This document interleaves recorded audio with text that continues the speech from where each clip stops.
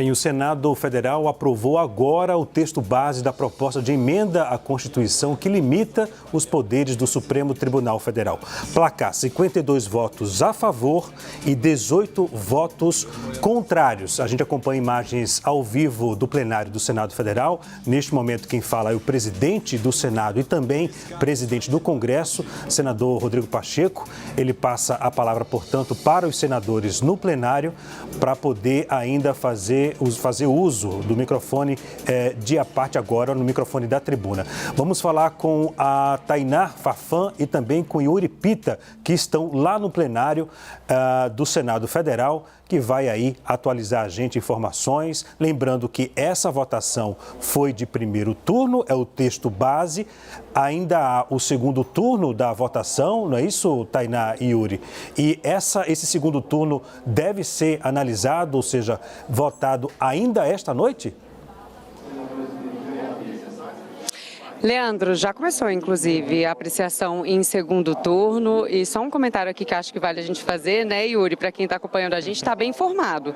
Porque na nossa entrada anterior nós trouxemos o placar de 52 sim, e esse foi o placar agora, realmente, 52 votos favoráveis. Então, proposta de emenda à Constituição que limita as decisões monocráticas de ministros do Supremo Tribunal Federal, aprovada em primeiro turno aqui no Senado Federal, né? Então, foram 51 sim, 52 sim, perdão, 18 votos contrários no quórum de 71. Isso, no quórum total de 71 senadores. Então tá aí, acertamos o placar, né, Yuri? Pois é, nós e as nossas fontes, né? O pessoal é bom de conta, os 52 votos. Muita apuração. E de fato, o voto do líder do governo, do senador Jacques Wagner, foi crucial para esse placar. E a gente explica por quê.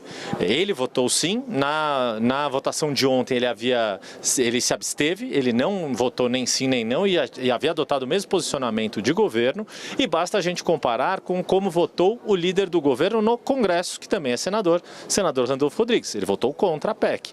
A conta que estava sendo feita entre os aliados do governo que defendiam a rejeição da PEC é de que os articuladores da PEC tinham 47 votos, justamente por causa do movimento de trazer o senador titular Carlos Fávaro no lugar da senadora suplente Margarete Busato.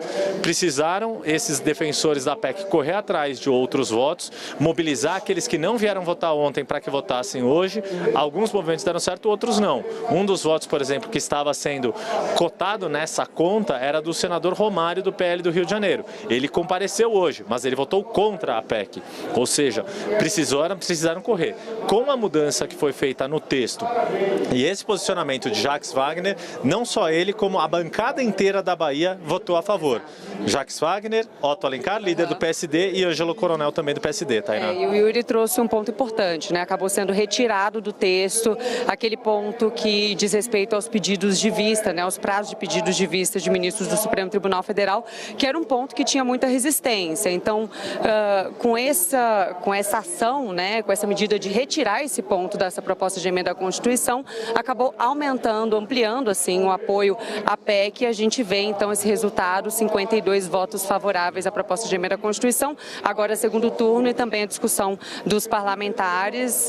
Tendência, claro, é que a gente tenha mais um placar favorável para aprovação em segundo turno e que a gente veja esse assunto sendo vencido realmente hoje aqui no Senado Federal. Para ver, né, Leandro e Tainá, a gente entrou aqui, rodou a nossa vinheta, tinha acabado a votação do primeiro turno, no que o Leandro chamou a gente, tinha acabado de abrir a votação do segundo turno e já são 49 votos já computados no segundo turno.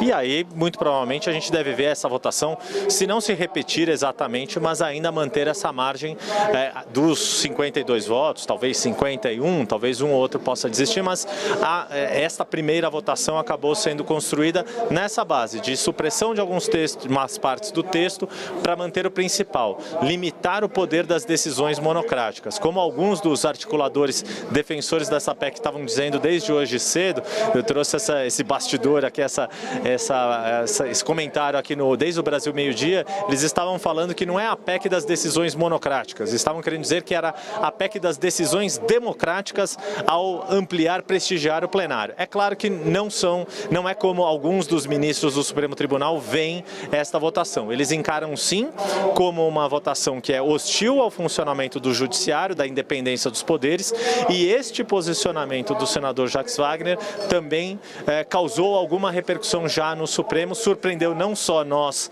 jornalistas, mas também ministros do Supremo e até mesmo aliados do governo.